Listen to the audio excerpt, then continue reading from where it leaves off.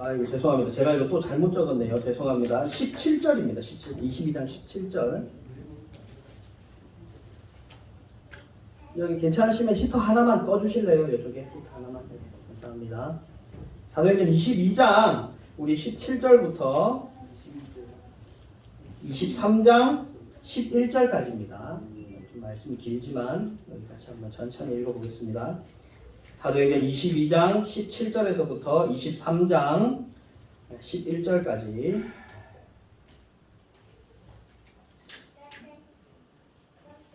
제가 먼저 읽겠습니다. 그 뒤에 내가 예루살렘으로 돌아와서 성전에서 기도하는 가운데 황홀경에 빠져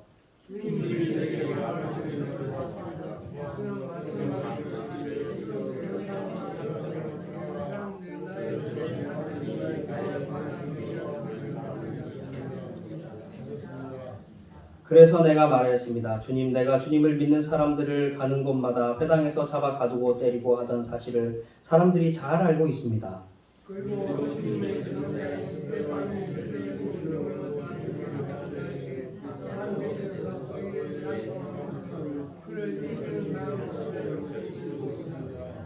그때에 주님께서 말씀하시기를 가라 내가 너를 멀리 이방 사람들에게로 보내겠다 하셨습니다.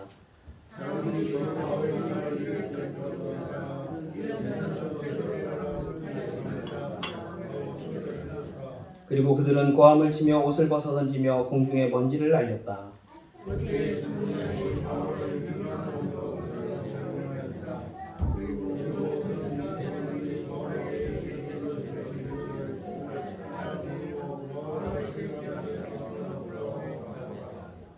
그들이 채찍질을 하려고 바울을 눕혔을 때에 바울은 거기에 서 있는 백부장에게 로마 시민을 유죄 판결도 내리지 않고 매질하는 법이 어디에 있어 하고 말하였다.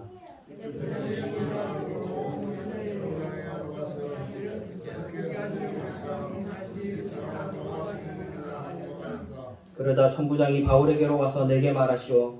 당신이 로마 시민이요? 하고 물었다. 바울이 그렇다고 대답하니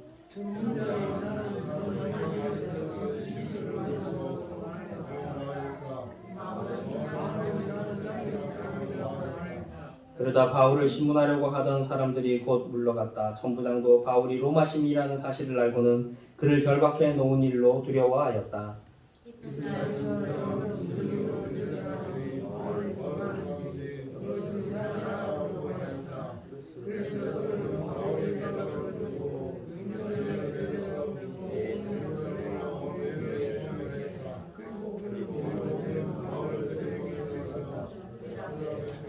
바울이 의회원들을 주목하고 말하였다. 동포 여러분, 나는 이날까지 하나님 앞에서 오로지 바른 양심을 가지고 살아왔습니다.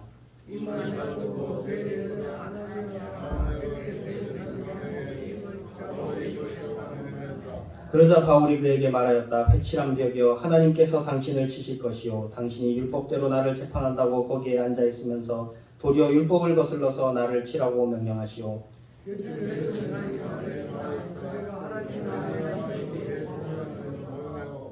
바울이 말하였다. 동포 여러분, 나는 그가 대제사장인 줄 몰랐소. 성경에 기록하기를 너희 백성의 지도자를 욕하지 말아라 하였소.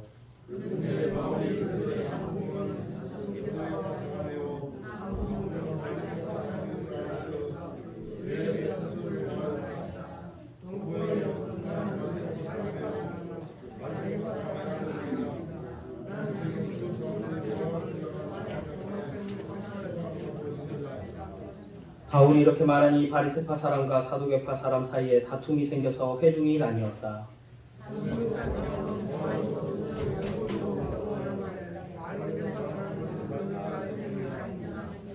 그래서 큰 소동이 일어났다. 바리새파 사람 편에서 율법학자 몇 사람이 일어나서 바울 편을 들어서 말하였다.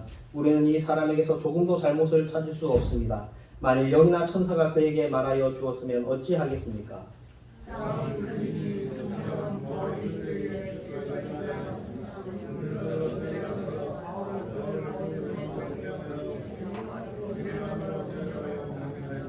같이 읽겠습니다. 그날 밤에 주님께서 바울 곁에서 말씀하셨다. 용기를 내어라. 내가 예루살렘에서 나의 일을 증언한 것 같이 로마에서도 증언하여야 한다. 바울이 지금 천부장으로부터 발언권을 얻어서 사람들 앞에 자신의 이제 간증을, 자신의 삶을 나누고 있었죠. 이렇게 하나님을 만난 이야기, 자신이 어떻게 해서 예수님을 믿게 되었는지에 대한 이야기를 했습니다. 그리고 계속 이제 이야기를 이어가면서 이제 그 뒤에 예수를 믿고 난 이후에 내가 어떻게 해서 이방인들의 사도가 되었는지에 대해서 설명을 합니다. 그래서 이방인들의 사도로 어떻게 했다고 21절 말씀을 보면 주님께서 말씀하시기를 가라 내가 너를 멀리 이방 사람들에게를 보내겠다. 그러니까 하나님께서 나를 이방인들을 위한 사도로 나를 부르셔서 제가 갔습니다 라고 이렇게 이야기를 한 거죠. 근데 잘 듣고 있던 회중이 그 말에 이제 거슬리기 시작하는 겁니다. 지금 이 유대인들은 이방 사람들에게 복음을 전한다는 게 그냥 그 사실 자체가 싫었던 거죠. 이방인들은 그냥 이게 지옥의 불쏘시개 정도인 그런 존재들인데 그들에게 하나님을 전한다니 이게 마음에 안 들었던 사람들은 이 말을 듣자마자 22절에 보면 사람들이 바울의 말을 여기까지 듣고 있다가 이런 자는 없애버려야 된다, 살려두면 안 된다 라고 하면서 다시 그 잠잠해졌던 사람들이 다시 들고 일어나서 소리를 치며 다시 폭동이 시작되는 것을 22절에 보면 알 수 있습니다. 다시 이렇게 고함을 치고 옷을 벗어 던지고 공중에 먼지를 날렸다 이렇게 되어 있죠. 다시 폭동이 일어난 겁니다. 천부장 입장에서는 한번 생각해 보십시오. 바울이 한 말씀 하게 해주십시오. 그래 한마디 해라 했을 때 천부장의 마음은 어떤 마음이었을까요? 그래 네가 이 백성들을 좀 네가 말을 잘 해가지고 좀 잠잠하게 해가지고 해산을 시켜라 이런 마음이었겠죠. 변명을 잘 해라 이런 마음이었을 겁니다. 근데 바울이 가서 말을 했더니 오히려 또 폭동이 일어나가지고 저 사람 죽여라 라고 하면서 또 폭동이 일어나니까 천부장 입장에서는 화가 나죠. 아니 내가 말할 기회를 줘가지고 좀 이렇게 해산을 시키려고 하는데 또 이런 폭동이 일어나게 해? 천부장은 당시 그 지역의 치안을 담당하는 가장 높은 사람이었습니다. 근데 그 지역에 계속 폭동이 일어나면 윗선의 보고가 들어가겠죠. 그러면 잘못하면 이 천부장 어떻게 됩니까? 잘리는 거죠. 그러니까 이 폭동에 굉장히 예민한데 바울이 또 폭동을 잠잠하게 하는 게 아니라 일으키게 했으니까 이 천부장은 아마 골치가 아프고 빨리 이 일을 어떻게 수습해야 되겠다라는 생각이 들었을 겁니다. 그래서 어떤 방법을 선택하느냐. 천부장이 그동안 자신이 하면서 가장 효과가 좋았고 가장 확실한 방법을 동원하게 됩니다. 뭐죠? 고문하는 겁니다. 24절에 보면 바울을 채찍질하면서 캠으로 보아라 라고 명령을 내립니다. 그동안 어떤 문제를 일으키던 사람이든 자기한테 끌려와가지고 말 안 하는 사람 있으면은 고문을 하면은 다 해결됐었거든요. 없는 죄도 만들어서 불게 만들 수 있는 능력이 이 천부장에게는 있었던 거예요. 그러니까 똑같은 방법을 동원하는 겁니다. 네가 아무리 날고 기어도 채찍 몇 대 맞으면 고문 몇 번 받으면은 아마 다 실토하게 될 거야 라고 하면서 채찍으로 때려라 라고 천부장은 자신이 내밀 수 있는 최고의 카드를 내민 겁니다. 그런데 바울이 그 천부장이 내밀 수 있는 카드보다 더 좋은 카드를 가지고 있었죠. 25절입니다. 그들이 채찍질을 하려고 바울을 눕혔을 때에 바울은 거기에 서 있는 백부장에게 로마 시민을 유죄 판결도 내리지 않고 매질하는 법이 어디에 있습니까? 나는 로마 시민인데 왜 재판도 하지 않고 나에게 벌을 내립니까? 채찍질을 합니까? 라고 따지는 것이죠. 그러니까 그 소식을 듣고 천부장이 아니 바울이 로마 시민이었다고? 하면서 이제 직접 묻습니다. 당신 로마 시민인데 어떻게 로마 시민이 되었습니까? 나는 돈을 많이 내가지고 로마 시민을 샀습니다. 이렇게 얘기하죠. 그러니까 바울이 뭐라고 합니까? 나는 나면서부터 로마 시민이었습니다. 지금 굉장히 어떻습니까? 그러니까 이 천부장은 약간 로마 시민의 권위로 따지자면 바울은 나면서부터 로마 시민이었고 천부장은 힘들게 돈 많이 줘가지고 로마 시민권을 딴 사람이죠. 그러니까 누가 더 로마 시민으로만 따지면은 누가 더 높은 거죠? 바울이 더 높은 거죠. 그래서 그 말을 듣고 이 천부장이 당황합니다. 로마 시민 이거 큰일 나네. 함부로 이렇게 구속할 수도 없는데 이렇게 잡아가지고 구속할 수도 없는 건데 이렇게 잡아가지고 게다가 채찍으로 때리려고 했다는 소식까지 다른 사람들 귀에 들어가면 어떡하지? 이런 걱정이 천부장에게 있었을 겁니다. 그래서 29절에 보면 이 그를 결박해 놓은 일로 두려워하였다. 천부장이 이 일 때문에 두려워하게 되었습니다. 천부장이 가지고 있었던 권력은 무력입니다. 무력. 힘이죠. 힘. 마음에 안 들면 잡아 가두고 매질하고 고문해서 없는 죄도 만들어낼 수 있는 힘을 가지고 있었던 게 바로 이 천부장이 가지고 있었던 권력입니다. 근데 이 천부장의 권력이 어디 앞에 무너집니까? 로마 시민이라는 것. 그것에 무너지고 말았습니다. 더 이상 바울을 어떻게 할 수가 없었습니다. 권력이라고 하는 것은 더 큰 권력 앞에 무릎 꿇을 수밖에 없는 거죠. 로마 시민이라는 그 로마 법의 족촉을 받는 그 로마 법을 이 천부장은 어떻게 할 수가 없었던 것입니다. 그래서 권력은 더 큰 권력 앞에 무너질 수밖에 없는 거죠. 가장 큰 권력, 이렇게 올라가면 가장 끝에 있는 가장 높은 권력, 그 권력은 그러면은 무너지지 않을까요? 신기하게도 가장 꼭대기에 있는 권력은 가장 아래에 있는 사람들에 의해서 무너집니다. 그렇죠? 대통령도 황제도 결국에는 민중들에 의해서 무너져 내리는 거죠. 가장 꼭대기에 있는 권력이라 할지라도 국민들의 손에 이끌려서 무너져 내리고 마는 겁니다.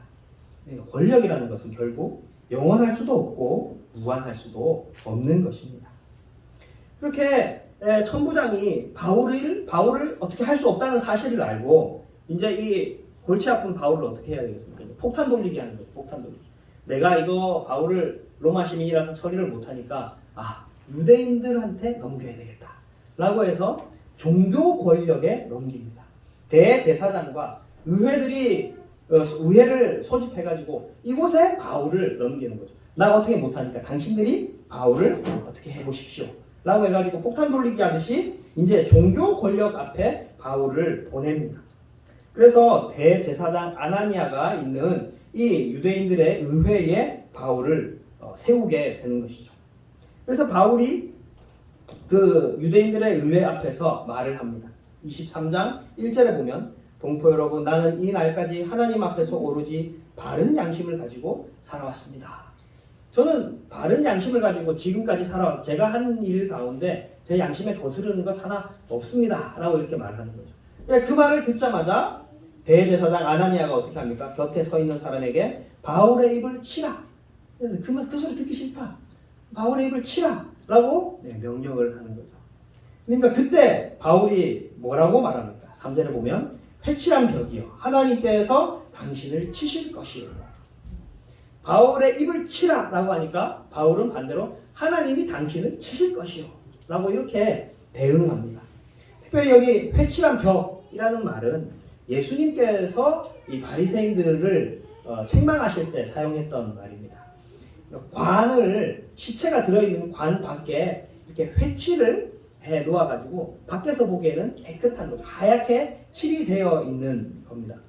이 하얗게 칠이 되어 있지만 밖에서 보기엔 깔끔하지만 안에는 뭐가 들어있는 거예요? 썩은 시체가 썩어져 가고 있는 게 바로 이 회칠한 벽인 거죠. 그러니까 대제사장을 보고 당신은 회칠한 벽입니다 이렇게 얘기하는 겁니다.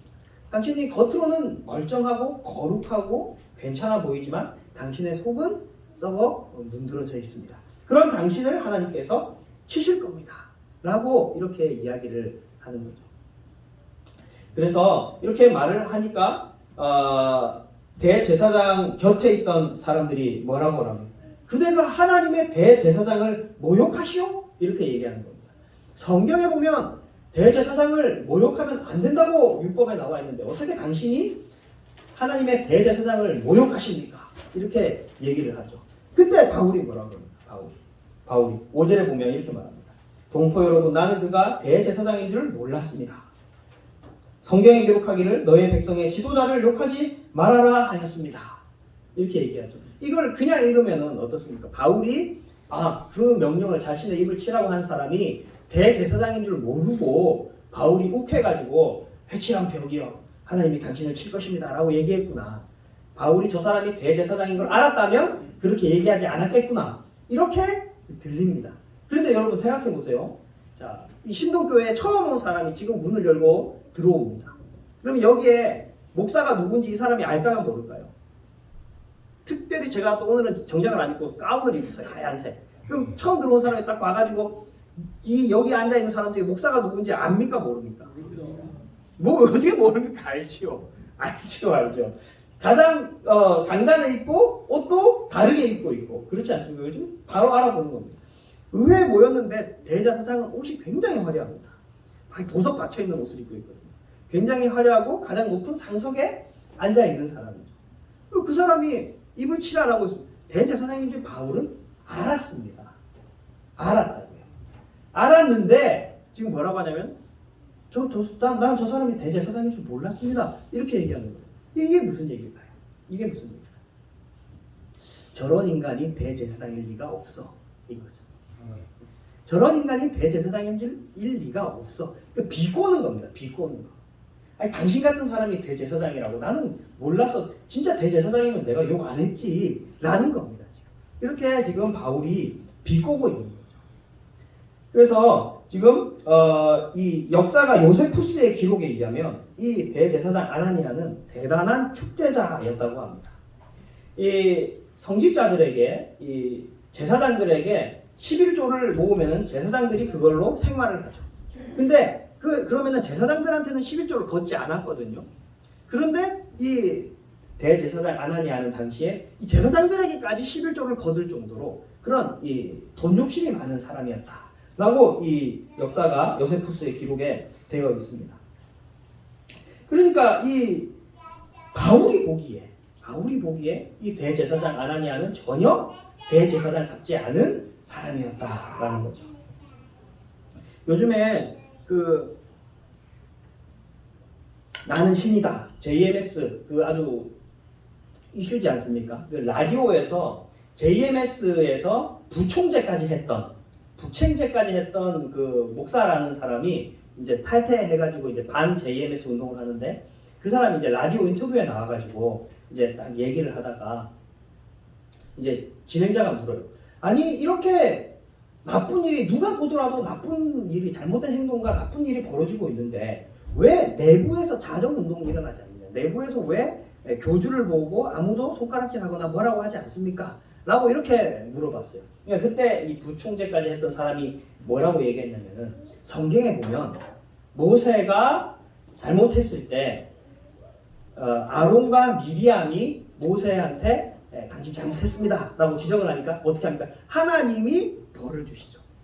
그 이야기를 하면서 JMS가 잘못한 일을 정명석이 잘못한 일을 하더라도 그것은 하나님이 심판하는 거지.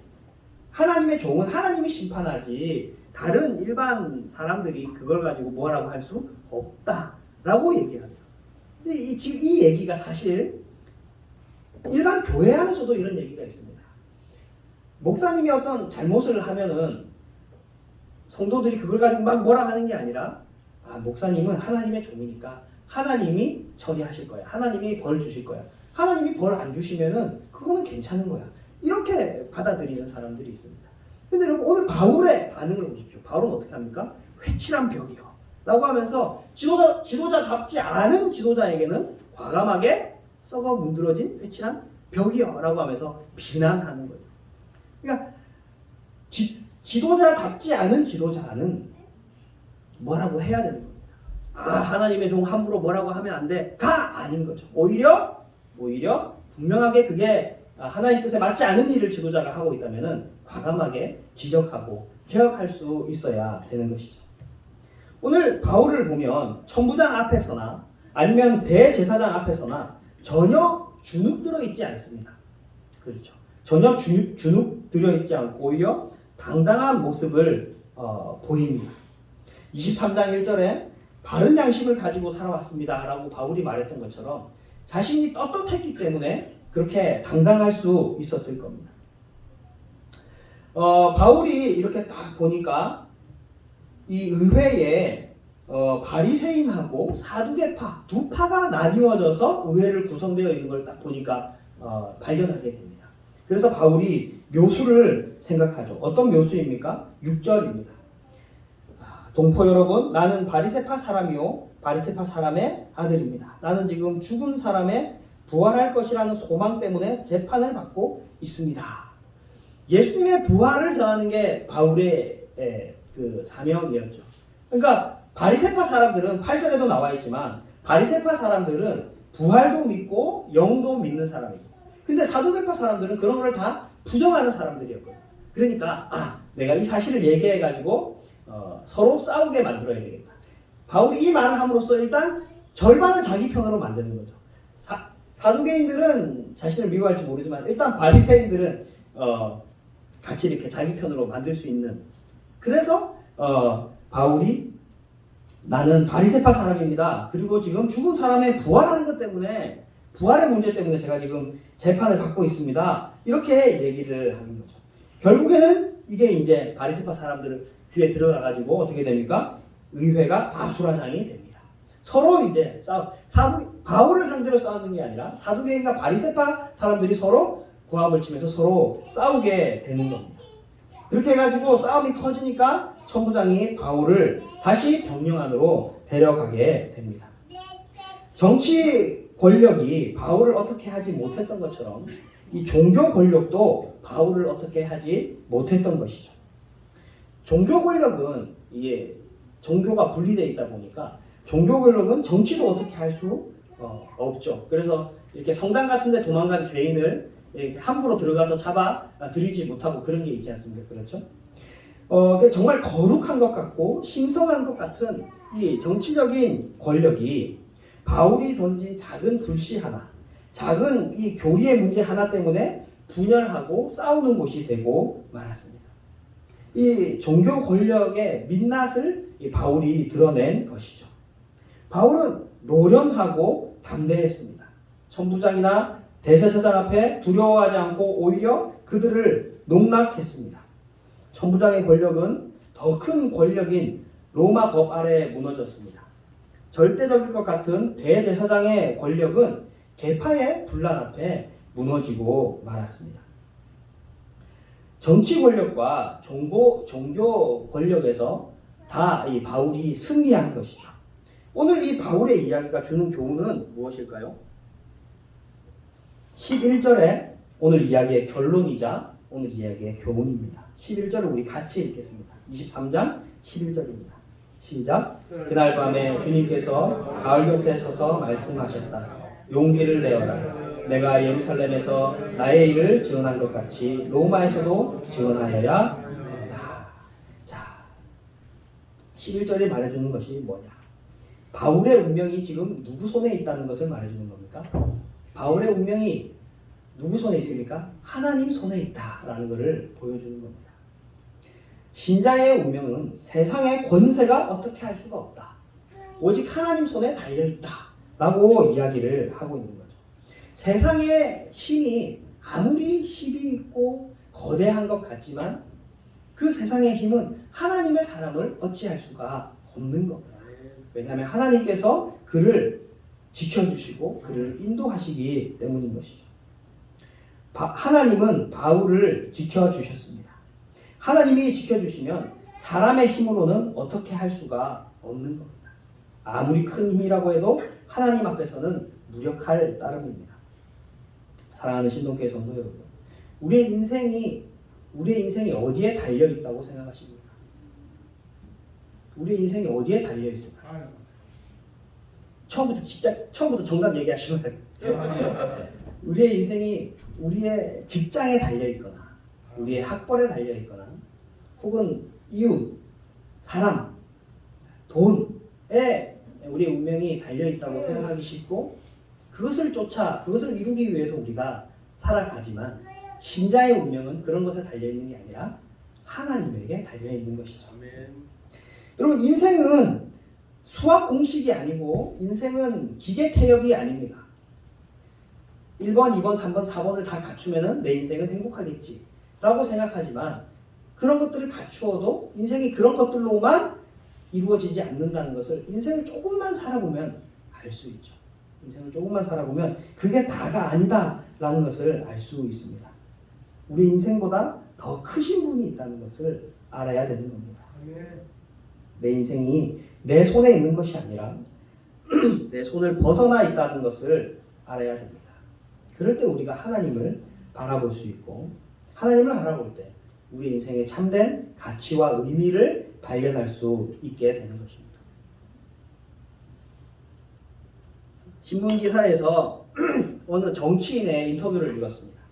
이 정치인이 굉장히 유력한, 제가 이름만 얘기하면 다 아는 그런 정치인입니다. 이 사람이 예수님을 믿게 된 계기를 이제 인터뷰를 하는데, 원래 정치인들 정치인들 종교가 여러분 개불릭인 거 아세요? 개불릭, 개신교, 가톨릭, 불교, 개불릭인데, 근데 이분은 진짜 신실한 크리스천입니다. 이분의 인터뷰를 보면 알 수 있는데 어떻게 해서 이분이 예수님을 믿게 됐느냐? 굉장히 유력한 정치인인데 손녀가 어느 날 아프다는 소식을 듣게 된 거예요. 그래가지고 급하게 수술에 들어가게 됐답니다. 그래가지고 이제 급하게 이제 일을 보다가 그 병원으로 갔습니다. 그러니까 이제 자기 아내와 자식은 이제 밖에 있고 손녀는 들어가서 이제 수술을 앞두고 있었죠. 자기를 제외하고 그 자신의 자식하고 그리고 자신의 아내는 교인이었습니다. 예수님을 믿는 사람이었습니다. 그래가지고 이제 아이가 이제 수술실에 들어갔습니다. 수술실에 들어가고 난 다음에 자신의 아내와 아들과 며느리는 뭘 할까요? 기도하죠. 이제 자신의 그 손녀를 위해서 간절하게 기도하는 겁니다. 그런데 다 이렇게 가족들은 다 이 손녀를 위해서 기도하고 있는데 이 사람은 멀뚱멀뚱 눈만 뜨고 있는 거죠.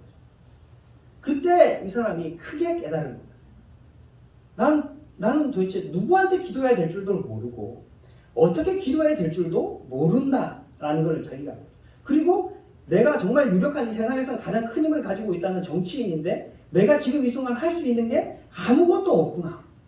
할 수 있는 건 기도밖에 없는데 그 기도를 나는 할 줄 모르는구나 라는 거를 알고 자기 자신의 그때 그 자기 자신이 너무 비참하더랍니다. 자기 인생이 불쌍하더랍니다. 죽어가는 손녀를 위해서 아무것도 할 수 없는 자기 자신이. 그래가지고 이게 너무 비참하고 그때 기억이 정말 자신의 인생을 180도 바꿔놓게 된 거죠.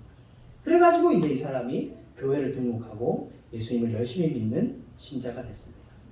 그 사람이 누구냐면 바로 이낙연입니다. 정치인 이낙연, 여러분 얼마나 큰 인물입니까? 그렇죠? 그 대선 후보급이지 않습니까?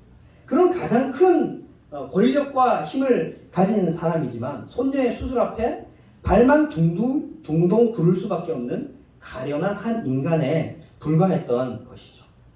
내가 어떻게 할 수 없는 상황에 나를 도와주실 수 있는 분은 하나님 한 분밖에 없는 것입니다. 인간은 하나님이 필요한 존재입니다. 사랑하는 신동교회 성도 여러분, 바울의 운명은 정치 권력이나 정치인이나 종교 권력, 대제사장에게 있지 않았습니다. 그를 지켜주시는 하나님에게 있었습니다. 우리들의 운명도 마찬가지입니다. 제 아무리 잘났다고 해도 결국 인간이 만들어내는 힘에는 한계가 있습니다. 우리는 하나님의 구원이 필요한 가련한 존재입니다. 우리의 운명은 하나님에게 달려 있습니다. 이 사실을 믿으시고 하나님을 바라보시는 저와 여러분들이 되시기를 주님의 이름으로 축원합니다. 기도합시다. 하나님 아버지, 은혜와 사랑을 감사합니다. 이 세상 그 어떤 것도 신자의 운명을 어찌할 수 없다는 것을 오늘 바울의 이야기를 통해 알게 하여 주시니 감사합니다. 하나님, 우리의 운명은 하나님 손에 있습니다. 하나님, 우리를 붙들어 주셔서 하나님의 거룩한 길로 인도하여 주시옵소서. 하나님을 바라보게 하여 주시옵시고 세상에 헛된 것을 쫓는 것이 아니라 하나님의 인도하심을 강구하는 믿음의 사람들이 되게 하여 주시옵소서. 감사드리며 예수님 이름으로